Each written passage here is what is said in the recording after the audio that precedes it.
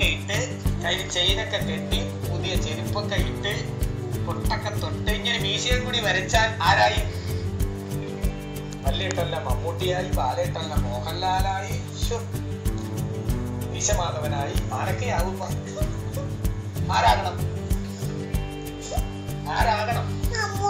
മമ്മൂട്ടിയായ നടന്മാർ മമ്മൂട്ടി പിന്നെ ഇത് ആരാണ് ഈ ചുണക്കുട്ടി? പേരെന്താണ്? എന്താ പേര്? തന്റെ പേരെന്താ? മമ്മൂട്ടിയാ. മോന്റെ പേരെന്താണ്? മോന്റെ പേരെന്താ?